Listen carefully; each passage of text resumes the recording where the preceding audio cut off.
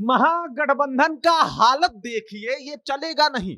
महागठबंधन का हालत देखिए, ये चलेगा नहीं। लगने लगा है चलेगा, मगर चलेगा नहीं। अब इसके पीछे का कारण ये है कि जहां से आरजेडी ने टिकट दिया है अपने प्रत्याशी को, कांग्रेस ने अपना प्रत्याशी वहीं से उतार दिया है। जहां से मुकेश सहनी चाहते हैं अपना प्रत्याशी लड़ाना, वहां से लेफ्ट वाले पहले ही उसे पकड़ के बैठे और उन्होंने अपना प्रत्याशी भेज दिया है। अब लोग कह रहे हैं कि सच सच बता दीजिए कसम खा के कि आप एनडीए से लड़ रहे हैं या फिर आपस में लड़ रहे हैं, क्योंकि स्थिति कुछ ऐसी ही बनी हुई है और वो भी चुनाव से ठीक पहले।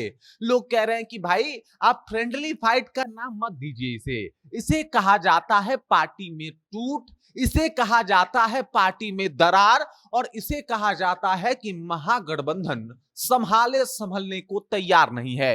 अभी आपको बता दूं कि पहले चरण का नामांकन हो चुका है, समाप्त हो चुका है, और अभी तक कौन कहां से चुनाव लड़ेगा, कितने सीटों पे चुनाव लड़ेगा, ये कहीं से क्लियर नहीं हुआ है। जो बता रहा है कि भाई साहब बड़ा मतभेद चल रहा है महागठबंधन में, और बिहार की जनता भी देख रही है कि भाई ये किस तरीके की लड़ाइयां देखने को मिल रही है 2025 के विधानसभा चुनाव में। अब पूरी कहानी क्या है और कौन कौन से वैसे सीट हैं जहां से आरजेडी लड़ रहा है, वहीं से कांग्रेस लड़ रही है, जहां से वीआईपी लड़ रहा है वहीं से आरजेडी लड़ रही है। इन सब खबरों से, यानी महागठबंधन एक दूसरे के सामने प्रत्याशी उतारे हैं, इन सब खबरों से आपको रूबरू कराएंगे। सारे सीट के बारे में जो है वो पूरा समीकरण आपको बताएंगे।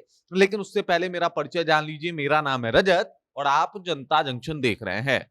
तो चलिए शुरू करते हैं भाई। सीटों के लिस्ट के ऊपर आएंगे, सब कुछ आपको विस्तार पूर्वक बताएंगे, लेकिन आप इस बात को समझ जाइए कि भाई अभी तक यहां जो है वो कुछ भी ठीक नहीं हुआ है। पहले बात कर लेते हैं लालगंज सीट की। लालगंज सीट से जो है वो कांग्रेस ने पहले ही अपना उम्मीदवार उतार रखा था, आदित्य कुमार राजा को, लेकिन उसके बाद शिवानी शुक्ला जो मुन्ना शुक्ला की बेटी हैं, उनको अपना उम्मीदवार बना के तेजस्वी यादव भेज देते हैं। कहते हैं कि जाइए आप भी वहां से चुनाव लड़िए। हालांकि कांग्रेस ने पहले ही ये सीट बुक कर रखा था, लेकिन उसके बाद शिवानी शुक्ला को वहां से सीट मिल जाता है और तेजस्वी यादव बकायदा अपना सिंबल भी देते हैं। अब ये स्थिति देखने के बाद लोग कह रहे हैं कि अरे भाई ये लालगंज में चल क्या रहा है, क्योंकि कांग्रेस जो वोट काटेगा वो किसका काटेगा, आरजेडी का। आरजेडी वोट काटेगा किसका, कांग्रेस का, और यहां से एनडीए का सीट निकलना काफी आसान हो जाएगा, और ऐसी स्थिति बनी हुई है। अब आगे बढ़ते हैं तो मैं आपको बता दूं कि तारापुर, जहां से उप मुख्यमंत्री सम्राट चौधरी चुनाव लड़ रहे हैं, वहां की स्थिति भी मतलब एकदम से आसान है। सम्राट चौधरी को जिताने के लिए ऐसा लगता है कि तेजस्वी यादव अपने तरफ से मेहनत कर रहे हैं कि भाई सम्राट को तो जीतना चाहिए। सम्राट जिस तरीके से मतलब काम करते हैं उनको भी पसंद आ रहा है। उन्होंने किया क्या है मैं आपको बता देता हूं कि वहां से आरजेडी ने अरुण शाह को टिकट दे दिया है, और वहीं से वीआईपी से सकलदेव बिंद जो है वो ताल ठोक रहे हैं। अब वीआईपी वाला अपना प्रत्याशी उतार दिया है और आरजेडी वालों ने अपना प्रत्याशी उतार दिया है। सम्राट चौधरी भी कह रहे हैं कि भाई ये लोग हो तो भाई हमें सम्राट बनने से कोई रोक पाएगा क्या। मतलब कितना काम आसान हो गया, ये लोग आपस में काटाकुटी करें, हम आराम से सीट निकाल लेंगे, हमें तो ज्यादा चैलेंज का सामना ही नहीं करना पड़ेगा। अब ये मत कह देना भाई कि तेजस्वी यादव भी भाजपा के लिए काम कर रहे हैं या फिर वीआईपी के मुकेश सहनी भी काम कर रहे हैं। अब गौरा बौराम की बात कर लेंगे। इसके बाद भी वैशाली की अगर बात की जाए तो वहां पे पहले आ जाते हैं। तो वैशाली की स्थिति अगर देखा जाए तो यहां भी दिलचस्प मोड़ है भाई साहब, जहां एक और आरजेडी से अजय कुशवाहा जो है वो चुनाव लड़ रहे हैं, तो वहीं कांग्रेस से संजीव कुमार जो है वो उम्मीदवार हैं और उनको उम्मीदवारी दी गई है। मतलब कमाल है भाई, कमाल है। क्या आप लोगों ने गठबंधन धर्म निभाया है। अगर ये गठबंधन धर्म है तो आप लोगों ने तिलांजलि दी है गठबंधन का। जिस तरीके का माहौल बनाया है आपने गठबंधन में, ओ हो, ये उदाहरण होगा बिहार ही नहीं बल्कि बाकी जगहों के चुनाव में कि क्या गठबंधन धर्म था, क्या साथ दे रहे थे एक दूसरे का।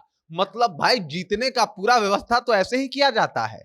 मतलब एक पार्टी जहां से अपना उम्मीदवार उतार रही है आरजेडी, वहीं से कांग्रेस ने भी कह दिया कि भाई तुम भी उतर जाओ ना, क्या दिक्कत है, हरा ही देते हैं इस बार। बड़ा बढ़िया से तेजस्वी यादव ने कहा था कि भाई 12 सीटों पे हम इतने अंतर से हारे थे और वही 12 सीट हमारे ऊपर भारी पड़ी थी। ये 9 सीट किसकी वजह से हारेंगे आप लोग, अगर हारेंगे तो अपनी वजह से हारेंगे क्योंकि आप लोग गठबंधन मैनेज ही नहीं कर पाए। अब आगे भी कुछ सीट बता देते हैं आपको।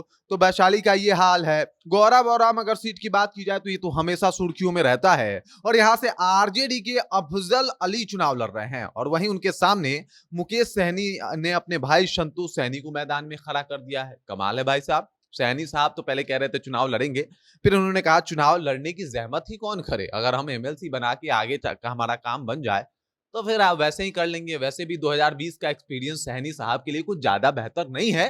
चुनाव लड़े थे, हार गए थे और इस बार भी अगर हारेंगे तो चीजें आसान तो होगी नहीं। तो इस वजह से सोचा कि भाई लड़ा देते हैं, भाई हारेगा भी तो भाई के ऊपर ठीकरा फूटेगा, हमारा क्या है, हम तो बस एक जो है वो विधान परिषद में चले जाएंगे, उसी में संतुष्ट हैं, बाकी आप लोग उप मुख्यमंत्री बना दीजिए।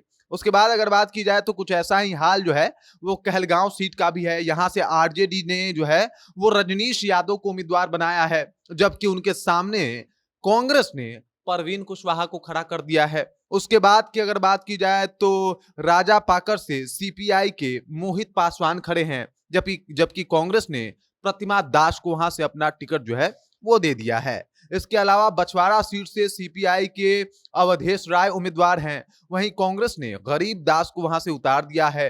रोसड़ा से अगर बात की जाए तो सीपीआई उम्मीदवार लक्ष्मण पासवान के सामने कांग्रेस के बीके रवि मैदान में हैं। इसके अलावा अगर बात की जाए वारसलीगंज की तो कांग्रेस ने मंटन सिंह को प्रत्याशी बनाया है, जबकि आरजेडी ने अनीता देवी, यानी आपको याद होगा ना अनीता देवी जो अशोक महतो हैं, उनकी पत्नी को वहां से जो है वो टिकट दे दिया गया है। कमाल है, कांग्रेस ने पहले से ही वहां पे उम्मीदवार उतार रखा है, लेकिन अब चूंकि तेजस्वी यादव ने सोचा कि भाई साहब ये तो वह है ना जिसने कहा था कि भूरा बाल साफ करो, तो भाई ऐसे इंसान को तो टिकट देना पड़ता ही है, बनता ही है, भले वो अपने ही पार्टी के अपने ही सहयोगी के विरुद्ध क्यों ना उतारना पड़े, इनको तो टिकट जरूर देंगे और फिर दे दिया।